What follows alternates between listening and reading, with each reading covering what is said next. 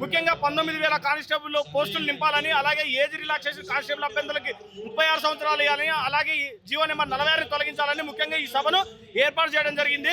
ముఖ్యంగా ఈ రాష్ట్రానికి హోంమంత్రి లేకపోవడం, అలాగే ఆంధ్రోడు టీఎస్ఎల్ఆర్బీ బోర్డు చైర్మన్ గా ఉంటూ తెలంగాణ దౌర్భాగ్యంగా ఇంకా మేము ఫీల్ అవుతున్నాం. ఏ ఆత్మ బలిదానాల ద్వారా అయితే తెలంగాణ తెచ్చుకున్నామో ఇంకా ఆంధ్ర వాళ్ళ చేతుల్లోనే తెలంగాణ అభ్యర్థులు అరిగోసలు పడుతున్నారు.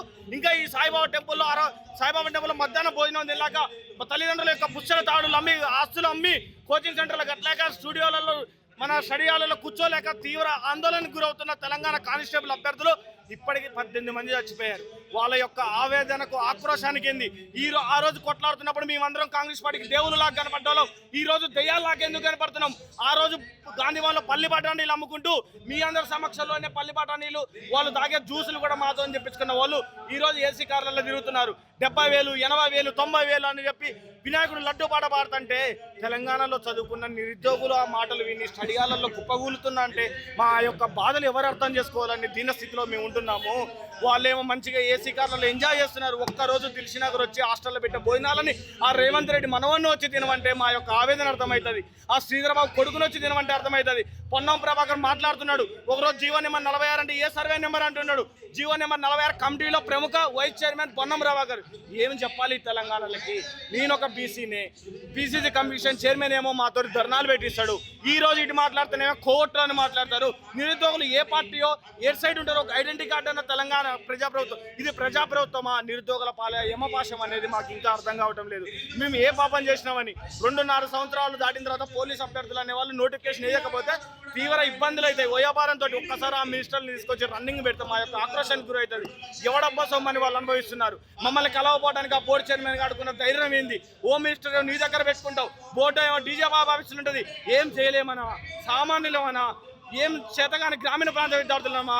ఇంటి దగ్గర నీకు ఓటేసి, తల్లిదండ్రులకు ఓటేసి వచ్చి ఈ దిల్షునగర్ పోలీస్ స్టేషన్లలో మమ్మల్ని అరెస్ట్ చేసి సాయంత్రం వరకు అన్నం పెట్టకుండా ఉంటే ఈ కడుపు కోతకి కారణం ఎవరు? ఆ రోజు నీకు ఓట్లేమో దేవుళ్ళలాగా కనపడ్డావు, ఈరోజు దెయ్యాలాగా కనపడుతున్నామా? మా యొక్క కష్టాలు చెప్పుకుంటే వినే నాదుడు ఎవడు తెలంగాణలో? నేను మానవతరాయన్న రోజు మాట్లాడుతున్నాడు కదా, అసలు కాంగ్రెస్ పార్టీకి మానవతరాయన్న ఓటేసిండా? కాంగ్రెస్ పార్టీకి మానవతరాయన్న ఓటేసిండా? సూటి ప్రశ్న. ఓటేయలే కదా. ఓటేయని నీకెంత భజన చేస్తే ఓటేసి అధికారంలోకి తీసుకొచ్చి 32 నియోజకవర్గాలు బస్సు యాత్ర చేసి వాగుల వంకల్లో చెమట చుక్కలు గారి నడి నేలపైన అర్ధరాత్రి పూట పండుకొని దాడులు చేసుకున్న మేమెంత ఆక్రోశం ఉండాలి?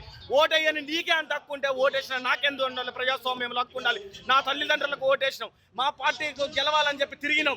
మేము ఓట్లేసి గెలిపించిన ప్రభుత్వాల ఏ పాలాభిషేకాలు చేసాం? మేము కూడా పాలాభిషేకాలు కొన్నామన్నా.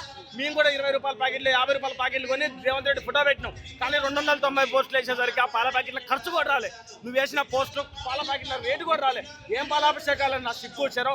మీ యొక్క పదవుల కోసం నిరుద్యోగులను అడ్డు పెట్టుకుని రాజకీయాలు చేయొద్దని ఈ నాయకులు చెప్తున్నాయి. మీకు పదవుల కోసం నిరుద్యోగులను అడ్డు పెట్టుకొని నిరుద్యోగుల మీద మాట్లాడి ఏదో ఫేమస్ కావాలి అని చెప్పి ఫేమస్ అయ్యి నిరుద్యోగుల కడుపు ఎందుకు కొడతారు? నిజాలు తెలియదా నీకు? ఎవడు పుట్టిన పిల్లని మన పిల్లలని చెప్పడానికి?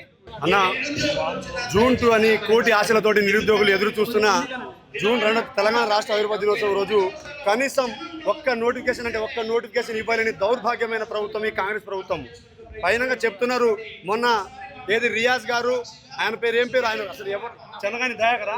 ఆ చెనకాయలు అనుకునే దయాకరు ఆయన పాలాభిషేకం చేస్తున్నాడు. సిగ్గున్నదా మీకు కొంచెమన్నా? ఎందుకు పాలాభిషేకం చేస్తున్నారా? మీరు చదువుకుంటురా? మీరు చదువుకునే కదా, మీరు ఉస్మానియా యూనివర్సిటీలో ఎదిగిన వాళ్ళే కదా. మరి నిరుద్యోగులకు నిజంగా నోటిఫికేషన్లు వచ్చాయా? ఒకవేళ నోటిఫికేషన్ వస్తే ఇన్ని నోటిఫికేషన్లు ఈ కాంగ్రెస్ ప్రభుత్వం ఇచ్చిందని చెప్పేసి అఫీషియల్గా మీరు పట్టుకొని రండి. దిల్సుఖ్ నగర్లో, ఆర్టీసీ క్రాస్ రోడ్లో, చిక్కడపల్లి లైబ్రరీలో ఇదే నిరుద్యోగులతోటి మేము పాలాభిషేకం చేస్తాము. గతంలో మేము పాలాభిషేకం చేశాం నోటిఫికేషన్లు వచ్చాయని చెప్పేసి. కానీ ఈరోజు మీరు మెప్పించుకోవడం కోసం మీ అధినాయకుడు రేవంత్ రెడ్డి ఏమో ఢిల్లీ నాయకుడిని మెప్పించడానికి కోసం 40 సార్లు తిరుగుతాడు. మీ రేవంత్ రెడ్డిని మెప్పించడానికి పాలాభిషేకాలు చేస్తారు. సిగ్గుపడండి. ఈరోజు తెలంగాణ రాష్ట్ర నిరుద్యోగులు యువత ఎవరైతే రియాజ్ కావచ్చు, చెనగాని దయాకర్ కావచ్చు, బయట రోడ్డు మీద కనిపిస్తే బట్టలు తీసి కొట్టే పరిస్థితి ఉన్నది. దయచేసి మీరు బయటికి రాకండి. నేను మీకు సలహా ఇస్తున్నా. ఏం నోటిఫికేషన్ ఇచ్చాయని చెప్పేసి మీరు పాలాభిషేకం చేస్తారండి? ఎందుకు పాలాభిషేకం చేస్తారు? ఈరోజు తెలంగాణలో నోటిఫికేషన్ లేక నాలాంటి టీ కొట్టు పెట్టుకుంటుండు. నాలాంటి నిరుద్యోగులు చాలా మంది క్యాటరింగ్ పనులకు, హమాలి పనులకు, ఇదే ర్యాపిడోలు, ఓలా, ఊబర్ చేసుకునే దౌర్భాగ్యం వచ్చింది. జూన్ 2 కోసం తెలంగాణ రాష్ట్రం నీళ్లు, నిధులు, నియామకాల కోసం ఏర్పడితే ఈరోజు మమ్మల్ని సొంతంగా డబ్బా కొట్టులు పెట్టుకున్నట్టు తీసుకొచ్చిన దౌర్భాగ్యం మీ కాంగ్రెస్ ప్రభుత్వం కాదా? ఆ రోజు మీరు ఏదైతే కాంగ్రెస్ ప్రభుత్వం వాళ్ళు అధికారం లేకపోతే మా నిరుద్యోగులందరినీ గాంధీ భవన్కి పిలిపించి ఒక్క ఉద్యోగం పోగొట్టండి, మీకు 2 లక్షల ఉద్యోగాలు ఇస్తున్నారు. మరి ఉద్యోగం తీసేశాం కదా, మీరు ఎన్ని ఉద్యోగాలు ఇచ్చారు? 10,000 ఉద్యోగాలు ఇచ్చినామంటున్నారు, 80,000 అంటున్నారు, 1,00,000 అంటున్నారు, చెప్తూనే ఉన్నారు కదా వాళ్ళు. అంటారన్న వీళ్ళు సిగ్గులేని వీళ్ళు. వీళ్ళకు దున్నపోతు మీద వర్షం పడ్డట్టున్నది వీళ్ళ పరిస్థితి. ఈ అంగుటి గాళ్లకు అధికారం ఇస్తే ఇట్లనే ఉంటది.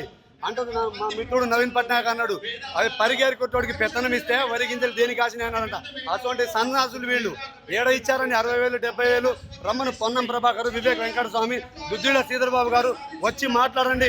ఇదే ఆస్పిరెంట్ టీ పాయింట్కో లేకుంటే దిల్సిన సాయిబాబా టెంపుల్ దగ్గరకో చిక్కడపల్లి లైబ్రరీకి వచ్చి నిరూపించండి. మంది బిడ్డలని మా బిడ్డలని చెప్పుకునే మీరు ఈ రోజు నిరుద్యోగుల గురించి మాట్లాడతారు. మార్పు అన్నారు. అసలు మీ నిరుద్యోగుల పరిస్థితి ఎట్లా ఉంది ఈ రోజు వరకు? కుటుంబ పరిస్థితి కావచ్చు, ఇటు మీ పరిస్థితి కావచ్చు. అన్న, నిరుద్యోగులను గతంలో వీళ్ళకు నిరుద్యోగులు దేవుడిగా కనిపించారు. ఎందుకంటే ఇది ఏర్పడిన 1 సంవత్సరం 1 నెలలోనే ఇది నిరుద్యోగులు తలుచుకుంటే ఏర్పడిన ప్రభుత్వం అని చెప్పేసి దేవుడిగా కనిపించారు.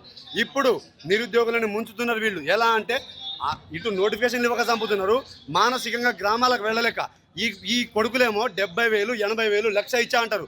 మరి 1,00,000 అంటే గ్రామాలలో తల్లిదండ్రులు యూట్యూబ్ ఛానల్లో కావచ్చు, మీడియా పత్రికలలో చూస్తారు కన్నా.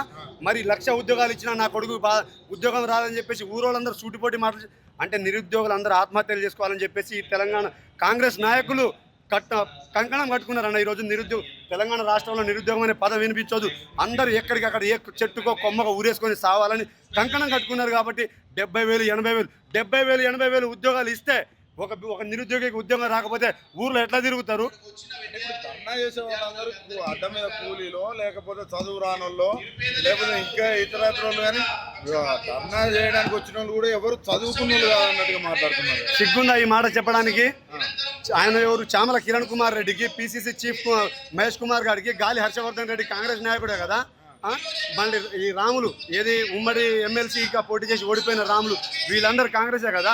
మరి వీళ్ళ భట్టి విక్రమార్క కావచ్చు, సీతగా కావచ్చు, శ్రీధర్ బాబు కావచ్చు, రేవంత్ రెడ్డి, ఇప్పుడున్న ముఖ్యమంత్రి రేవంత్ రెడ్డి కూడా అప్పుడు నిరుద్యోగులందరినీ గాంధీ భవన్కి పిలిపించి మీరు బస్ యాత్రలు చేయండి, నిరుద్యోగ యాత్రలు చేయమని చెప్పి పిలిపించి అప్పుడు మేము కోవట్టు కనిపించలేదు. ఇప్పుడు కోవట్టు కనిపిస్తున్నామంటే